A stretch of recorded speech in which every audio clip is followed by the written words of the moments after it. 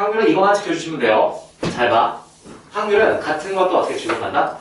다르게 취급한다. 따라서 사실 같은 것이 있는 수녀를 이용하는 건 내가 아마 설명했을 거야. 좀 위험한 방법이라고 얘기했어요.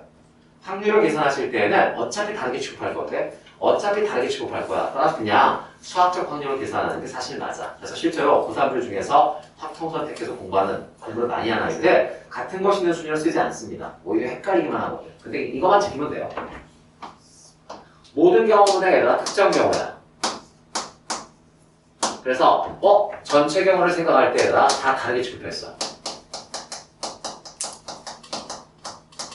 그럼 당연히 얘들아 분자를 계산할 때도 어떻게 취급해야 돼요? 다르게 취급하셔야죠. 만약 분모를 계산할 때 같은 것을 포함한 순열 이걸 썼어. 그럼 분자를 계산할 때는 뭐예요?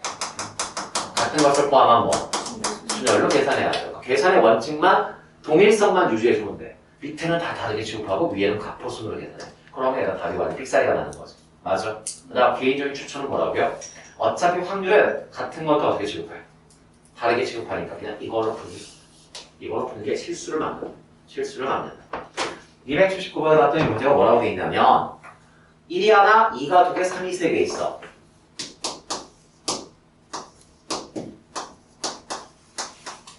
자 이렇게 있거든? 얘를 일렬로 뭐 하겠대? 나열할 때 맨 끝에 누가 왔으면 좋겠대? 3이 왔으면 좋겠대. 맨 끝에 3이 왔으면 좋겠대. 몇 개를 배열하는데? 6개를 배열하겠대. 6개를 배열하는데 맨 끝에 누가 왔으면 좋겠다? 3이 왔으면 좋겠다. 그러면 자 그냥 고3이고 그 다음에 수능을 준비하는 아이들이라면 이거 확률 계산해봐라고 하면 어차피 확률은 같은 것도 다르게 취급하니까 2가 있고 2가 있어. 이 다시라고 찍으면 돼. 그럼 둘은 서로 다른 거야. 그 다음 3이 있고 3이 있고 3이 있어. 그러면 prime, 이렇게 해서 그냥 찍어버리는 거죠. 그러면 6개가 다 달라. 6개가 다 다르니까 6개를 한 줄로 배열하래. 몇 팩이요? 6팩이요. 6개를 얘가 한 줄로 배열하면 6팩이죠. 그런데 문제에서 뭐라고 돼 있냐면 6개를 배열하는데 맨 끝에 누가 왔으면 좋겠다는 거야? 3이요. 맨 끝에 3이 왔으면 좋겠대. 그래? 그럼 얘들아 보자.